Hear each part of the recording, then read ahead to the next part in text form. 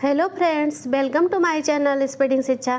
Friend, जैसा कि आप लोग जान रहे हैं कि हम आरपीएससी असिस्टेंट प्रोफेसर 2021 के क्वेश्चन पेपर को सॉल्व कर रहे हैं, तो उसी श्रृंखला में आगे के क्वेश्चन को हम देखेंगे। इसके पिछले वाली वीडियो में हमने 100 क्वेश्चन को कंप्लीट किया है, तो आज की वीडियो में हम क्वेश्चन नंबर 101 से देखेंगे।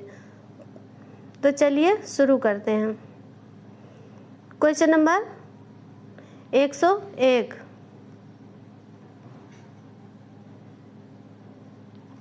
निम्नलिखित में से कौन सा धार्मिक स्तर का एक उप स्तर नहीं है? निम्नलिखित में से कौन सा धार्मिक स्तर का एक उप स्तर नहीं है? Which one of the following is not a सब स्टेज ऑफ थियोलॉजिकल स्टेज?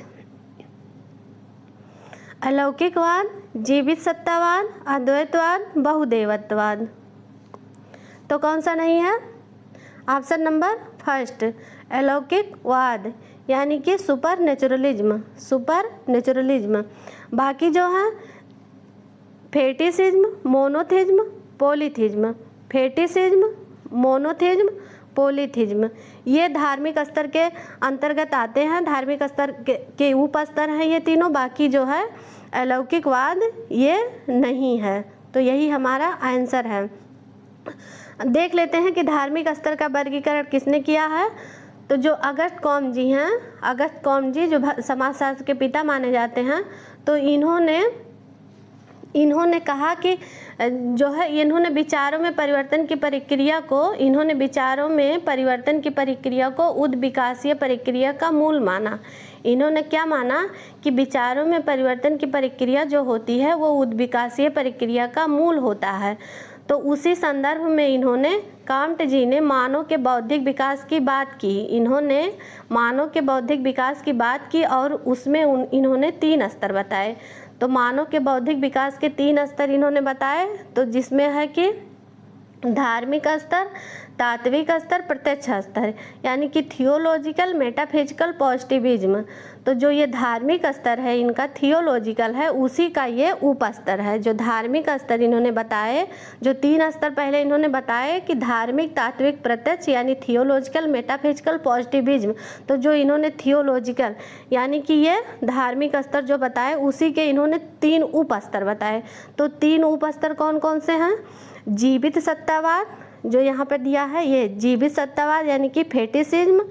उसके बाद इन्होंने दिया जीवित सत्ता के बाद बहुदेवत्ववाद यानी कि पोलीथिज्म दिया। उसके बाद अद्वैतवाद यानी कि मोनोथिज्म दिया। तो ये जो है इनका धार्मिक स्तर का उप स्तर है। तो वही पूछा है क्वेश्चन में कि इनमें से कौन सा नहीं है। तो कौन सा नहीं है? हमारा ऑप्शन नंबर फर्स्ट यानी कि सुपर नेचुरलिज्म की बात इन्होंने नहीं की है। बाकी फेटिसिज्म, मोनोथिज्म और पोलीथिज्म ये धार्मिक स्तर के अंतर्गत आते हैं। Question number 102, system of positive polity का प्रकाशन इसके बीच हुआ था। System of positive polity was published between किसके बीच हुआ था?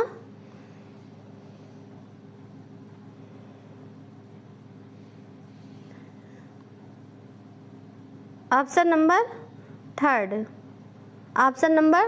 थर्ड यानी कि 1851 और 1854 ईस्वी। 1851 और 1854 ईस्वी। ये पॉजिटिव पॉलिटी किसकी रचना है? तो जैसा हम लोग जान ही रहे हैं कि ये कॉम्ट जी की पुस्तक है पॉजिटिव पॉलिटी। और ये कितने खंडों में प्रकाशित है? पॉजिटिव पॉलिटी कितने खंडों में है? तो ये 4 खंडों में है। 4 खंडों में। पॉजिटिव पॉलिटी जो है इसका वर्गीकरण इन्होंने 4 खंडों में किया है। इसी पॉजिटिव पॉलिटी में इन्होंने मानवता के धर्म का वर्णन किया है। क्वेश्चन बनता है कि कॉम्ट जी ने मानवता के धर्म का वर्णन अपनी किस पुस्तक में किया है? तो किस में किया है? इसी पॉजिटिव पॉलिटी में किया है। और ये किससे प्रभावित होकर किए हैं?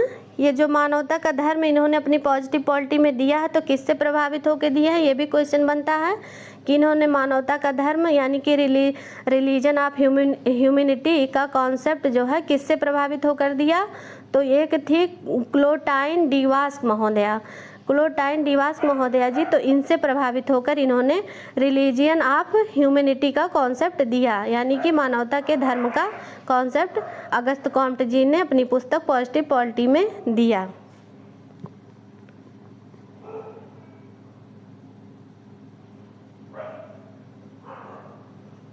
Question number 103, M.N.. श्रीनिवास द्वारा प्रभु जाति को स्पष्ट करने हेतु कितने लक्षण बताए गए हैं। एम.एन. श्रीनिवास द्वारा प्रभु जाति को स्पष्ट करने हेतु कितने लक्षण बताए गए हैं।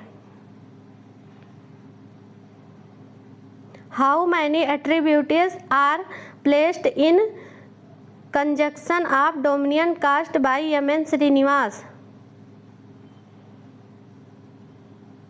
2, 4, 5 या 6।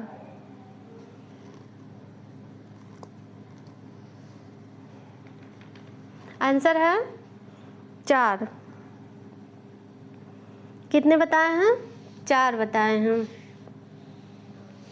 इन्होंने प्रभु जाति की अवधारणा का कॉन्सेप्ट इन्होंने डोमिनियन कास्ट की अवधारणा जो दी है, तो वो मैसूर के रामपुरा गांव के अध्ययन के बाद इन्होंने प्रभु जाति की अवधारणा दी।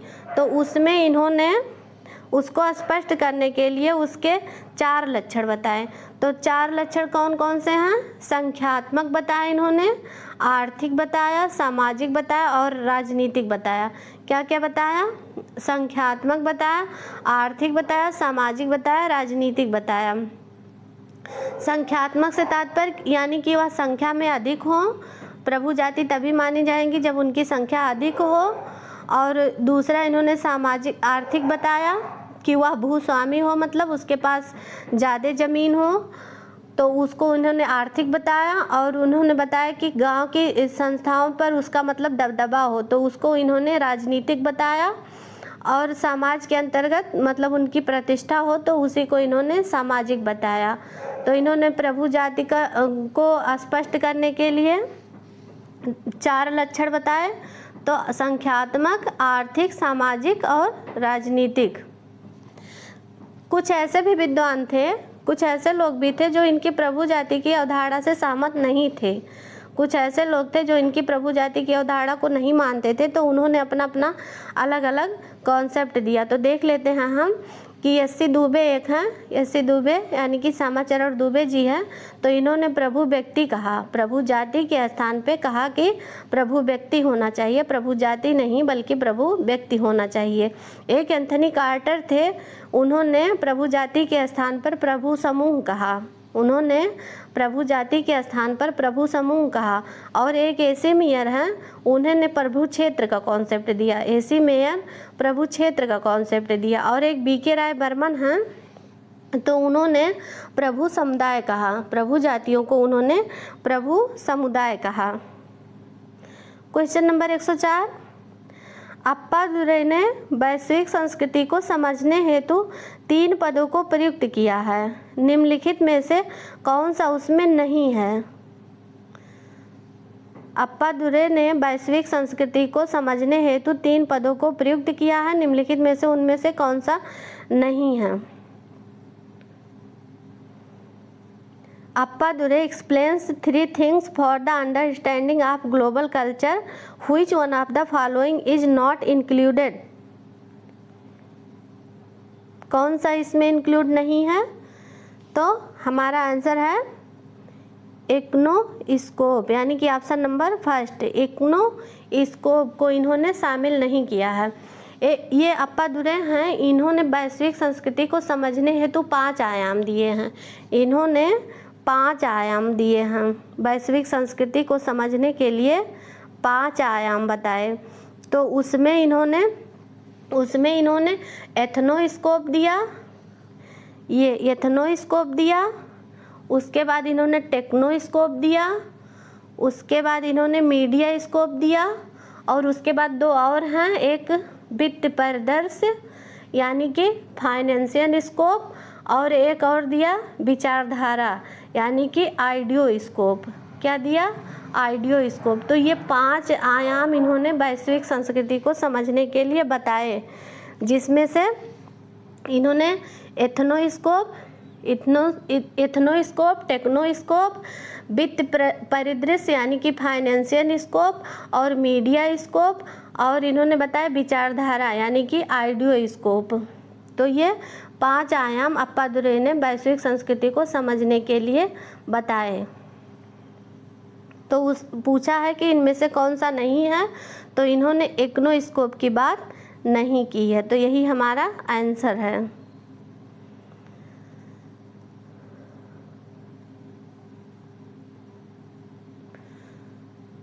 क्वेश्चन नंबर 105, गाँव के अध्ययन का बीज मंत्र एम.एन. श्रीनिवास जी ने किससे लिया?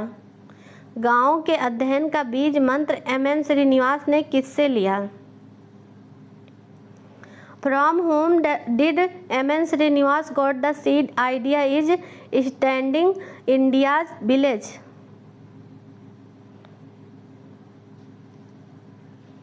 आंसर है रेडक्लिफ ब्राउन। किससे लिया? रेडक्लिफ ब्राउन से लिया। जो ये M.N. श्रीनिवास जी हैं, इनका पूरा नाम मैसूर नरसिम्हाचार्य श्रीनिवास है। तो इन्होंने उच्च शिक्षा प्राप्त करने के लिए ये लंदन चले गए थे। उच्च शिक्षा प्राप्त करने के लिए कहाँ चले गए थे? लंदन चले गए थे, जहाँ पर इन्होंने रेडक्लिफ ब्राउन तथा इवांस प्रिचार्ड के साथ मिलकर काम किया। किसके साथ मिलकर? तो रेडक्लिफ ब्राउन और इवांस प्रिचार्ड के साथ मिलकर काम किया। तो वहीं से इन्होंने गांव के अध्ययन का बीज मंत्र इन्हीं लोगों से ग्रहण किया। तो वही क्वेश्चन में पूछा है कि किससे लिया, तो रेडक्लिफ ब्राउन से। क्वेश्चन नंबर 106, भारत में जनजाति सलाहकार परिषद की नियुक्ति का प्रावधान भारत के संविधान की किस अनुसूची में है? भारत में जनजाति सलाहकार परिषद की नियुक्ति का प्रावधान भारत के संविधान की किस अनुसूची में है? In which schedule of the constitution 3 is provision of appointing a tribal advisory council in India? Which schedule of the Constitution there is provision of appointing a tribal advisory council in India? चौथी अनुसूची, 5वीं अनुसूची, 6ठी अनुसूची, 7वीं अनुसूची। तो किस schedule में है? आंसर है ऑप्शन नंबर 2, 5वीं अनुसूची यानी कि 5th शेड्यूल में। 5वीं अनुसूची के उपबंधों के अनुसार, 5वीं अनुसूची के उपबंधों के अनुसार अनुसूचित क्षेत्र घोषित किया जाता है। क्या घोषित किया जाता है इसके साथ? तो अनुसूचित क्षेत्रों को घोषित किया जाता है। और इस क्षेत्र में जो अनुसूचित क्षेत्र घोषित किया जाता है, इस क्षेत्र में राज्यपाल को विशिष्ट विधायी शक्तियाँ प्राप्त होती हैं। किसको प्राप्त होती हैं? राज्यपाल को प्राप्त होती हैं। और जो ये राज्यपाल हैं, राज्यपाल राष्ट्रपति को प्रतिवेदन भेजता है तथा जनजातीय सलाहकार राज्यपाल जो है राष्ट्रपति को प्रतिवेदन भेजता है तथा जनजातीय सलाहकार परिषद का गठन होता है। तो कौन प्रतिवेदन भेजता है? राज्यपाल भेजता है। किसको भेजता है? राष्ट्रपति को भेजता है। तब जाके सलाहकार परिषद की नियुक्ति होती है। तो वही पूछा है कि सलाहकार परिषद की नियुक्ति किस आर्टिकल में है, किस शेड्यूल में है? तो 5th शेड्यूल में यानी कि 5वीं अनुसूची में है।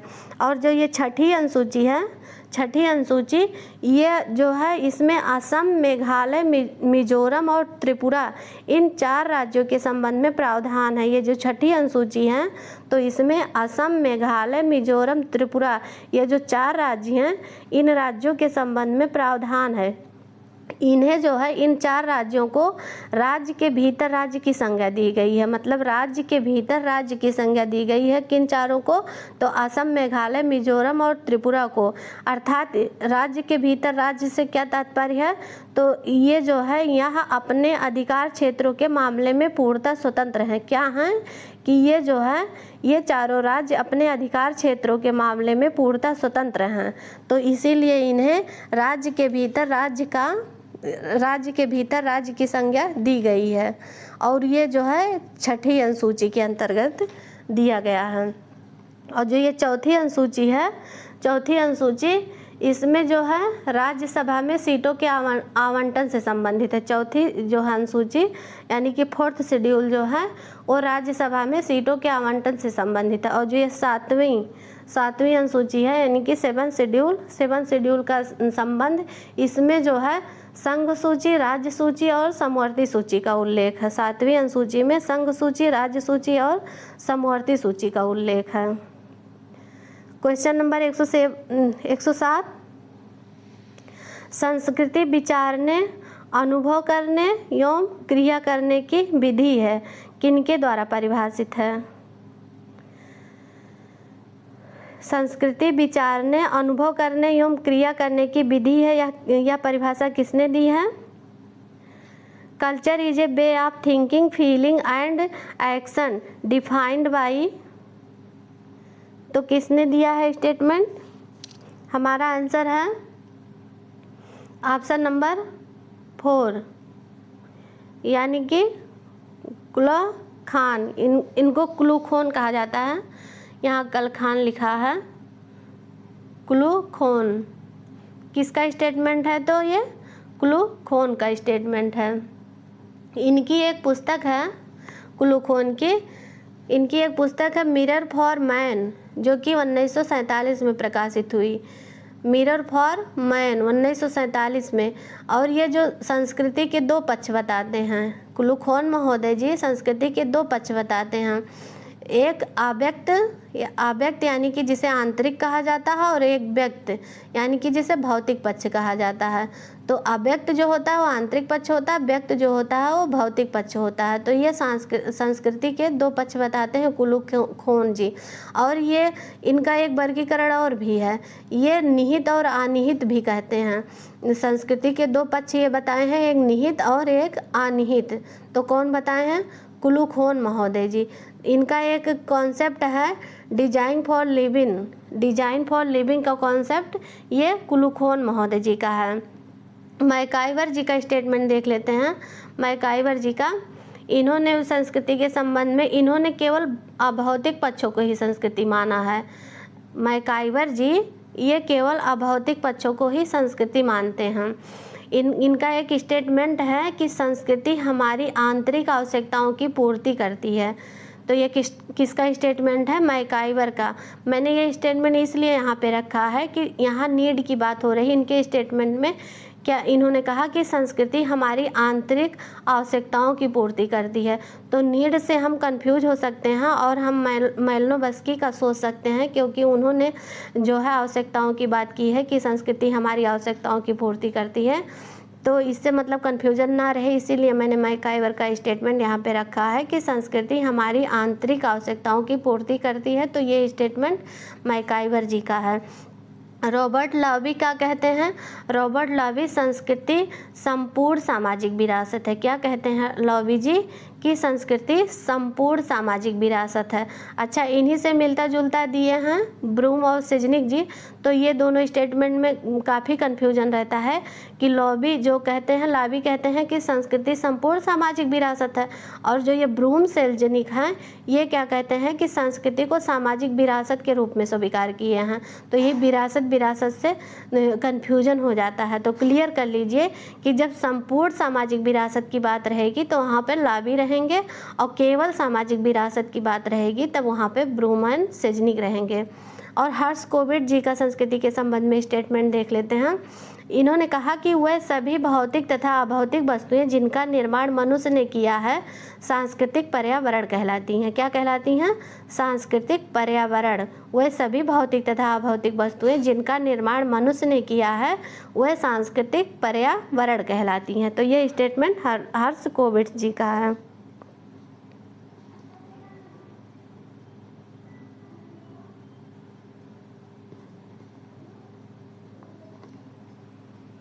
क्वेश्चन नंबर 108, प्रतिमानों को व्यवहार का ब्लूप्रिंट किसने कहा है? प्रतिमानों को व्यवहार का ब्लूप्रिंट किसने कहा है?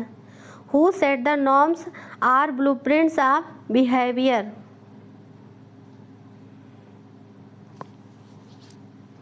आंसर है ऑप्शन नंबर फर्स्ट, ब्रूम और सेल्जनिक। किसने कहा? ब्रूम और सेल्जनिक ने कहा कि प्रतिमानों को व्यवहार का ब्लूप्रिंट कहा है।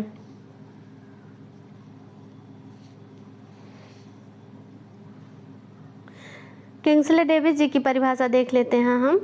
किंग्सले डेविस जी ने क्या स्टेटमेंट दिया है कि सामाजिक प्रतिमान एक प्रकार के नियंत्रण हैं, सामाजिक प्रतिमान एक प्रकार के नियंत्रण हैं और मानव समाज इन्हीं नियंत्रणों के बल पर अपने सदस्यों के व्यवहार पर इस प्रकार अंकुश रखता है जिससे वह सामाजिक आवश्यकताओं की पूर्ति के साधन के रूप में कार्य करते हैं और भले ही प्राणी उनकी प्राणशास्त्रीय आवश्यकताओं में इससे बाधा पहुंचाती हूँ। तो ये स्टेटमेंट जो है किंग्सले डेविस जी ने दिया है। काफ़ी लंबी परिभाषा है, तो इस जो है इसको देख लीजिएगा।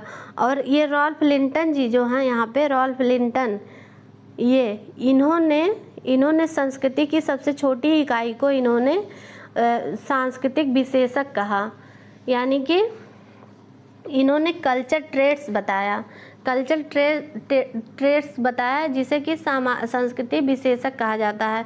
तो इन्होंने जो संस्कृति की सबसे छोटी इकाई होती है उसको इन्होंने बोला है। किसने? रॉल्फ लिंटन ने। एक क्वेश्चन आया था आरपीएससी पीजीटी 2021 में, शायद 2021 में ही क्वेश्चन आया था कि संस्कृति की सबसे छोटी इकाई को क्या कहा जाता है। तो अभी तक तो हम लोगों ने यही पढ़ा है कि संस्कृति की सबसे छोटी इकाई को सांस्कृतिक तत्व कहते हैं, लेकिन उसमें सांस्कृतिक तत्व ना देके उसमें संस्कृति विशेषक लिखा था। क्या लिखा था? सांस्कृतिक विशेषक। तो वही हमारा आंसर सही था। तो ये जो है सांस्कृतिक विशेषक किसने कहा है? तो रॉल्फ लिंटन ने कहा है। संस्कृति की सबसे छोटी इकाई को सांस्कृतिक विशेषक किसने कहा है? तो रॉल्फ लिंटन ने कहा है। क्वेश्चन नंबर 109, निम्नलिखित युग्म में से कौन सा एक सुमेलित नहीं है? कौन सा नहीं है? पैटर्न्स ऑफ कल्चर, ये किसका है? रूथ बेनेडिक्ट का। Methods in social research, Goode Hatt का। The golden bough, EV Tylor. Andaman islander, Radcliffe Brown. तो कौन सा सही नहीं है? तो हमारा ऑप्शन नंबर थर्ड, यानी कि गोल्डन बॉ। गोल्डन बॉ किसका है? तो ये जेम्स फ्रेजर का है। ये पुस्तक जो है जेम्स फ्रेजर की है। बाकी सब मैच है, बाकी सब सही है। तो कौन सा सुमेलित नहीं है? द गोल्डन बॉ टायलर, ये सुमेलित नहीं है।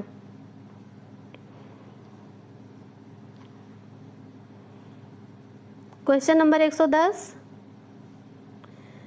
Village caste gender and method.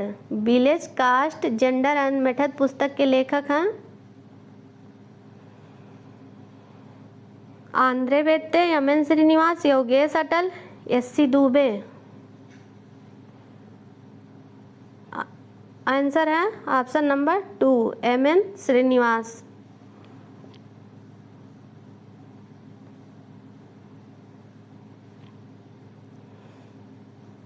Question number 111, पुस्तक है फीडर्स ऑफ इंडियन कल्चर के लेखक कौन हैं? फीडर्स ऑफ इंडियन कल्चर के लेखक कौन हैं? NK. Bose, BS. Upadhyay, GS. Ghurye, VK. Roy Burman. तो कौन है? ऑप्शन नंबर 2, यानी कि BS. Upadhyay. Feeders of Indian culture के लेखक हैं बी.एस. उपाध्याय। क्वेश्चन नंबर 112, निम्नलिखित में से किसमें सांस्कृतिक लक्ष्यों को अस्वीकृत किया गया और सांस्थानिक साधनों को स्वीकृत किया गया है? In which of the following cultural goals are rejected and institutionalised means are accepted? In which of the following cultural goals are rejected and institutionalized means are accepted?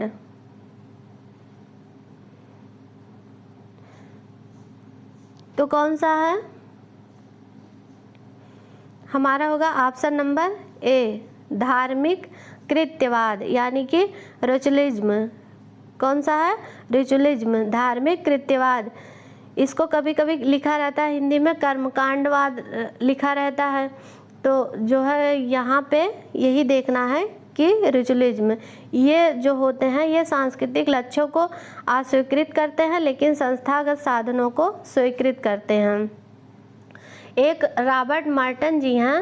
Robert Marton जी, इनके अनुसार समाज की संरचना में ही एनोमी यानी विचलन के गुण छिपे रहते हैं। रॉबर्ट मार्टन जी कहते हैं कि समाज की संरचना जो होती है उसी में ही एनोमी यानी विचलन के गुण छिपे रहते हैं। एनोमी का सबसे पहले प्रयोग, जैसा कि हम लोग जान रहे हैं कि एनोमी का सबसे पहले प्रयोग इमाइल दुर्खिम जी ने किया था। और इमाइल दुर्खिम जी ने यह कॉन्सेप्ट एनोमी का कॉन्सेप्ट जो है एक फ्रांसीसी दार्शनिक जॉन मैरी ग्युआउ से लिया था। किससे लिया था? जॉन मैरी ग्युआउ से लिया था।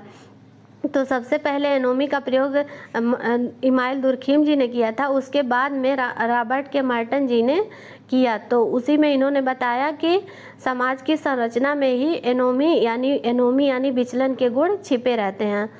तो जो मार्टन जी हैं इन्होंने एनोमी सिद्धांत में दो तथ्यों को शामिल किया है। मार्टन जी ने अपने एनोमी के सिद्धांत में दो तथ्यों को शामिल किया है, एक सांस्कृतिक लक्ष्य यानी कि कल्चरल गोल्स और दूसरा संस्थागत साधन यानी कि institutional means.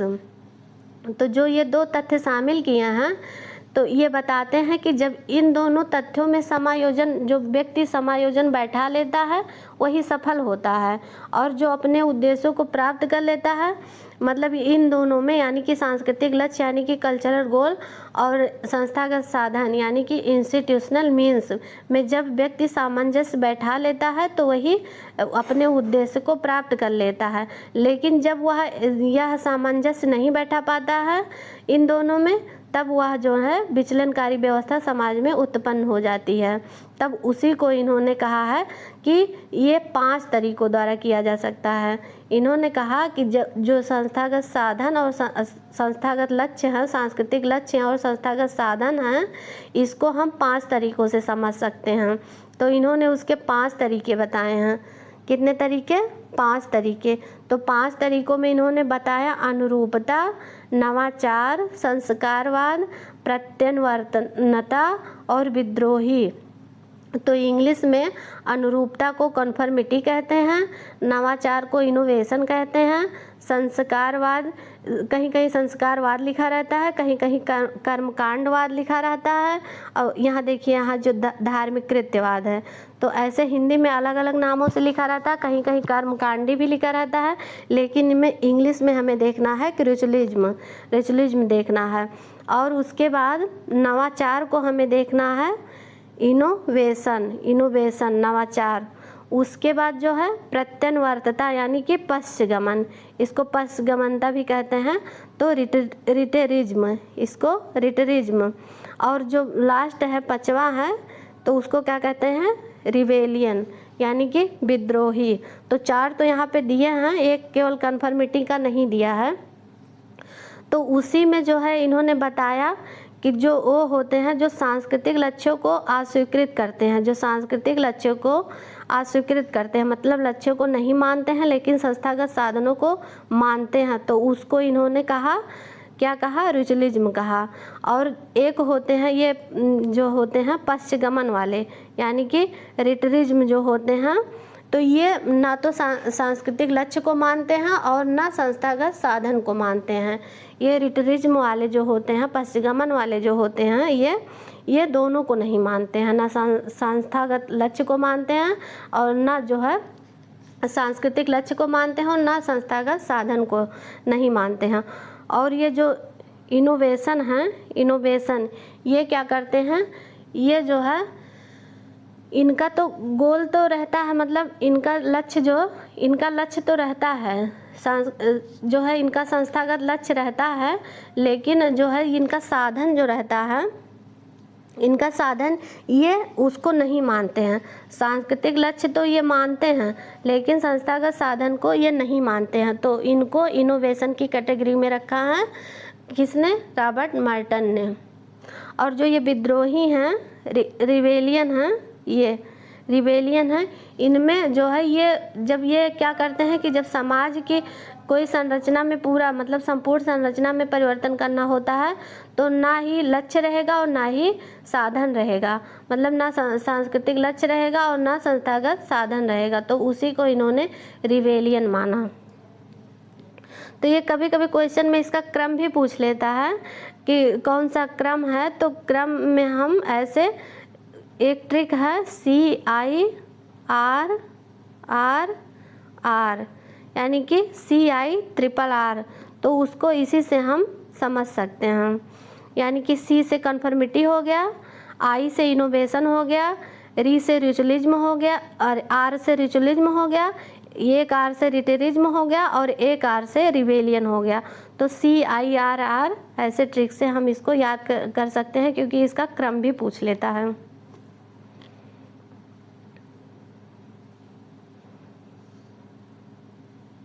Question number 113, virgin of species का प्रकाशन हुआ था। The virgin of species was published in the year, कब हुआ था? 1847, 1851, 1856 या 1859? आंसर है ऑप्शन नंबर 4, 1859। कब हुआ था?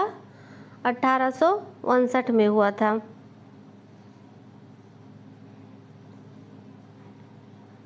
ये किसकी पुस्तक है? तो ये चार्ल्स डार्विन की पुस्तक है। किसकी पुस्तक है? ये डार्विन की पुस्तक है। और ये कब प्रकाशित हुई?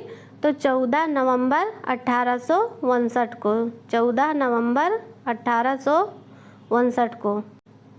क्वेश्चन नंबर 114, घुरिये की 3 पुस्तकों को रचनात्रय के रूप में जाना जाता है। निम्नलिखित में से कौन सी पुस्तक रचनात्रय में सम्मिलित नहीं है? रचनात्रय के रूप में यानी कि ट्रायोलॉजी, ट्रायोलॉजी मतलब कौन सा इसमें शामिल है और कौन सा नहीं है, तो कौन सा नहीं है वही हमें बताना है। Social tension in India, whither India, the Indian sadhus, India recreates democracy.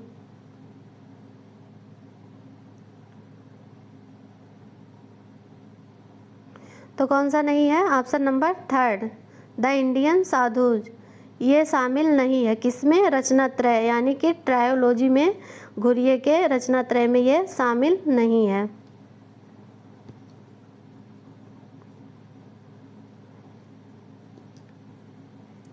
Question number 115, Bharat के संविधान के कौन से अनुच्छेद में पिछड़ा वर्ग शब्द का प्रयोग किया गया है? भारत के संविधान के कौन से अनुच्छेद में पिछड़ा वर्ग शब्द का प्रयोग किया गया है? The term backward class is used in which article of the Constitution of India?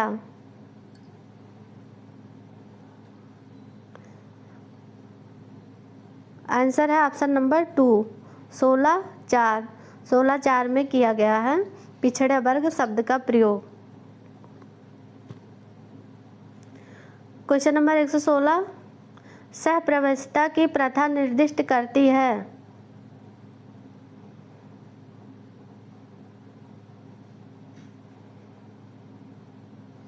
यौन स्वच्छंदता को, बच्चे के जन्म से संबंधित अशुचिता, पति द्वारा गर्भ धारण के मिथ्याभ्यास को, या मृत पत्नी की बहन से विवाह को। तो कौन सा है? ऑप्शन नंबर 3, पति द्वारा गर्भ धारण के मिथ्याभ्यास को। काउबेड, ये सहप्रवासिता जो है, ये काउबेड जो है, ये इसको सहकष्टी भी कहते हैं, सहप्रवासिता भी कहते हैं, और इंग्लिश में तो काउबेड है ही। कभी कभी काउबेड ही लिख के आ जाता है, हिंदी में नहीं रहता है तो काउबेड ही लिखा रहता है। तो काउबेड की अवधारणा किसकी है? तो ये टायलर महोदय की है। किसकी है? टायलर महोदय की है। और ये क्या बताते हैं कि सहप्रवासिता यानी काउबेड की उत्पत्ति का कारण ये मात्र सत्तात्मक परिवार को बताते हैं। क्या बताते हैं कि मात्र सत्तात्मक परिवार के कारण ही यह सप्रवस्था यानी कि सहकष्टी की प्रथा का जन्म हुआ। किसके कारण? तो मात्र सत्तात्मक परिवार के कारण। Question number 117, Marxism the unity of theory and practice पुस्तक के लेखक कौन हैं? Marxism the unity of theory and practice पुस्तक के लेखक कौन हैं?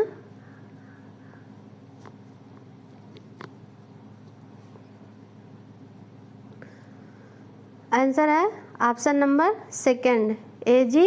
मेयर। कौन है? A.G. Mayer. Question number 118, M N. Srinivas ने कुर्ग का गहन क्षेत्रीय अध्ययन किन वर्षों के मध्य में किया है?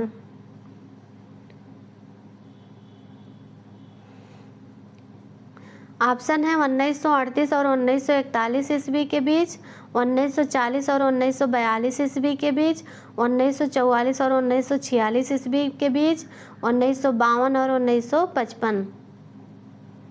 तो कौन सा आंसर है?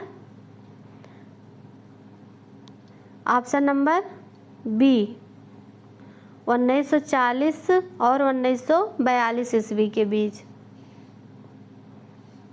क्वेश्चन नंबर 119, सामाजिक क्रिया के निर्वचनात्मक बोध के बारे में किसने कहा?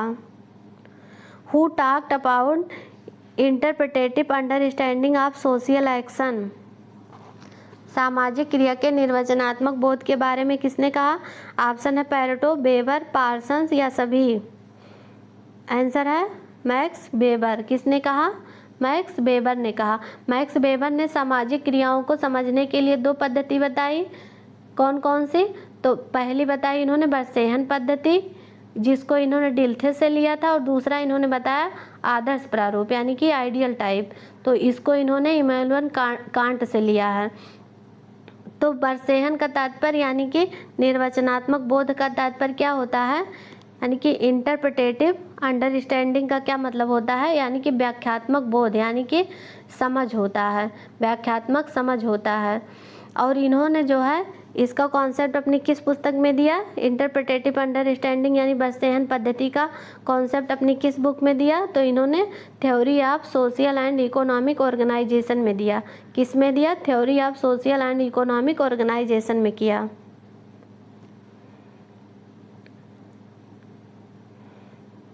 क्वेश्चन नंबर 120, अगस्त कॉम्ट की पुस्तक the course of positive philosophy में है, कितने खंडों में है? अगस्त कॉम्ट जी की पुस्तक the course of positive philosophy कितने खंडों में है? आंसर है ऑप्शन नंबर थर्ड, 6 खंडों में।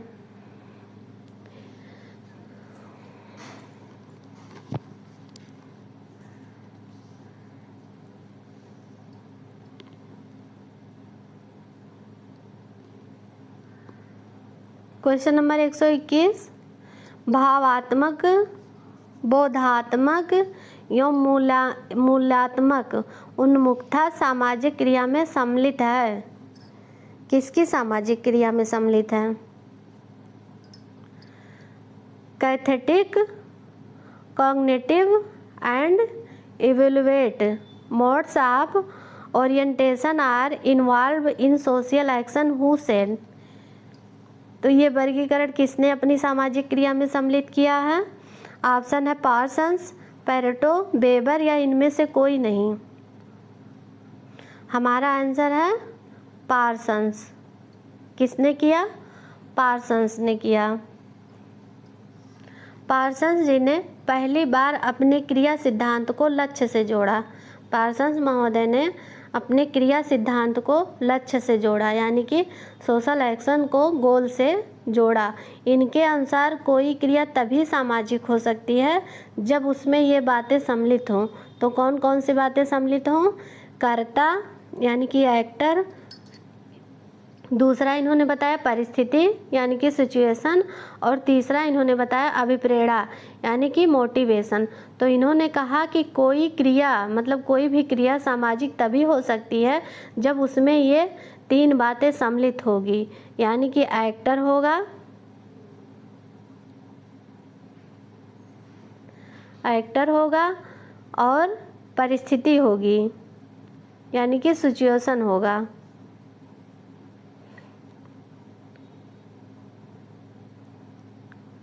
और इन्होंने तीसरा बताया मोटिवेशन। मोटिवेशन इन्होंने बताया कि जब ये तीनों होंगे तभी जो है कोई क्रिया संपन्न हो सकती है। तो जो इनका ये मोटिवेशन है, जो इनका मोटिवेशन है, मोटिवेशन को इन्होंने 3 भागों में बांटा है। जो इनका लास्ट इन्होंने बताया, पहला बताया कर्ता यानी कि एक्टर, दूसरा इन्होंने बताया परिस्थिति यानी कि सिचुएशन, और तीसरा इन्होंने बताया अभिप्रेरणा यानी कि मोटिवेशन। तो जो ये मोटिवेशन है इसके इन्होंने 3 पार्ट बताए हैं। मोटिवेशन के ये 3 पार्ट बताते हैं। कौन कौन से? तो पहला इन्होंने सौंदर्यात्मक बताया। सौंदर्यात्मक यानी कि यहाँ भावात्मक लिखा है तो इसको सौंदर्यात्मक भी लिखा रहता है हिंदी में, लेकिन इंग्लिश में एक ही नाम रहेगा, कैथेटिक। क्या रहेगा? कैथेटिक। और दूसरा इन्होंने बताया कि संज्ञानात्मक या बोधात्मक।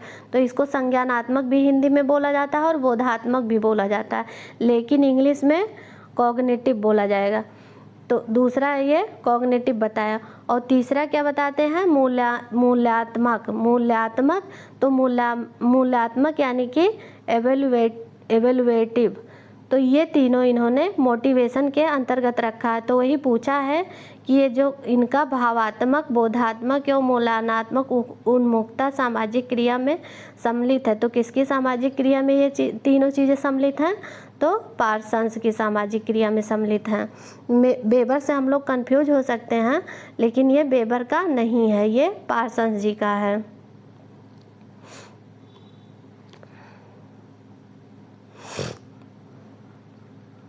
क्वेश्चन नंबर 122, किसने यह अवलोकित किया कि टचमबुली जनजाति की महिलाएं प्रबल तथा विवेकी थीं और पुरुष विनम्र तथा बच्चों का पालन पोषण करने वाले थे?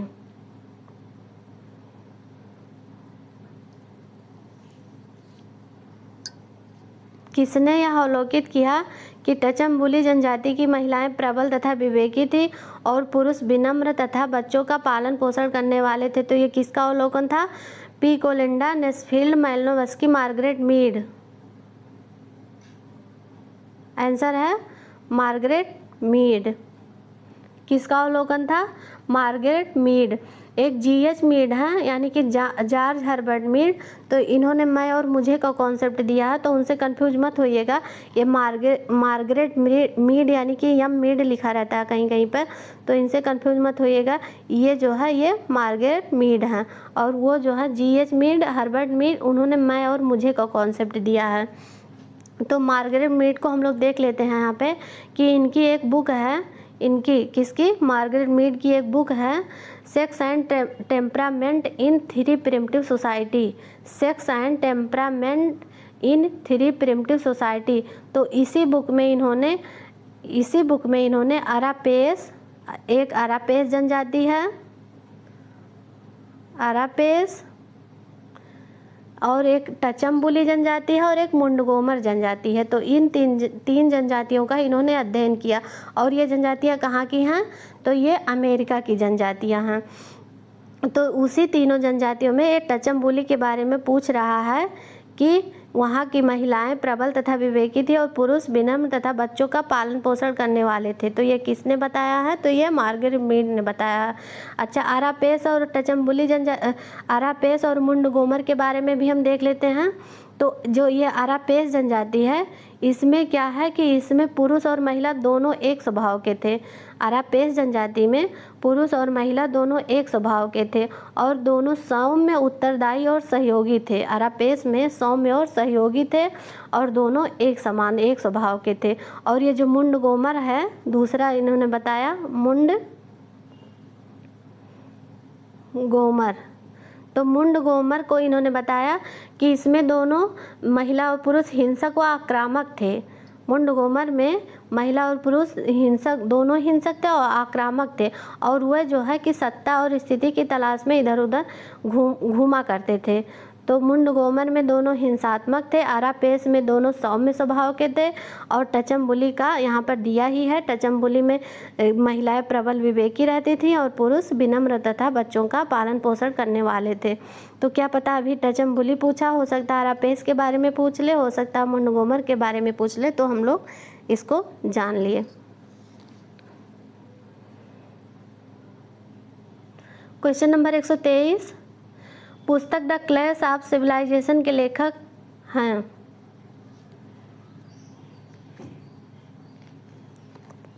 सेल्जनिक, जेटरबर्ग, हटिंगटन, लासवेल। तो हमारा आंसर है हटिंगटन। किसकी पुस्तक है? हटिंगटन की पुस्तक है। क्वेश्चन नंबर 124, लैटिन शब्द सुई जनरिस का अर्थ है छोटा आकार, अनोखा, बड़ा आकार, विस्तृत। तो कौन सा आंसर है? ऑप्शन नंबर 2 अनोखा। सुई जनरिस का कॉन्सेप्ट किसने दिया है? तो ये इमाइल दुर्खिम जी ने दिया है। सुई जनरिस का मतलब स्वतः स्फूर्त या जो स्वयं से उत्पन्न हुआ हो, उसी को इमाइल दुर्खिम जी ने कहा सुई जनरिस कहा। सुई जनरिस किसको बताए हैं? तो समाज को बताते हैं इमाइल दुर्खिम जी। क्वेश्चन नंबर 125, हिंदू विवाह अधिनियम 1955 इन पर लागू नहीं होता है। किन पर लागू नहीं होता है? तो जैन, बौद्ध, लिंगायत, सिख, किस पे लागू नहीं होता है? आंसर है लिंगायत। लिंगायत पे नहीं लागू होता है, बाकी जैन, बौद्ध और सिख इन तीनों पे लागू होता है। जो हिंदू मैरिज एक्ट यानी कि जिसे हिंदू कोड बिल भी कहा जाता है, Hindu marriage act, Hindu code bill 1955, इसके अंतर्गत हिंदू, बौद्ध, जैन और सिख को शामिल किया गया है। इसमें हिंदू विवाह की प्रचलित विभिन्न विधियों को मान्यता दी गई है। हिंदू विवाह से संबंधित जो विधियां हैं, जो प्रचलित हैं, उसको मान्यता दी गई है तथा सभी जातियों को विवाह विच्छेद के अधिकार भी दिए गए हैं। तो वही पूछा है कि हिंदू विवाह अधिनियम यानी कि हिंदू मैरिज एक्ट के अंतर्गत, हिंदू मैरिज एक्ट 1955 के अंतर्गत कौन सा नहीं है? तो जैन है, बौद्ध है, सिख है और इसमें हिंदू भी है, बाकी लिंगायत नहीं है। तो यही हमारा आंसर है। तो फ्रेंड्स आज के लिए बस इतना ही। इसी के साथ आज की वीडियो को समाप्त करते हैं। वीडियो पसंद आए तो प्लीज़ हमारे वीडियो को लाइक करिए, चैनल को सब्सक्राइब करिए, शेयर करिए। Thank you for watching my video.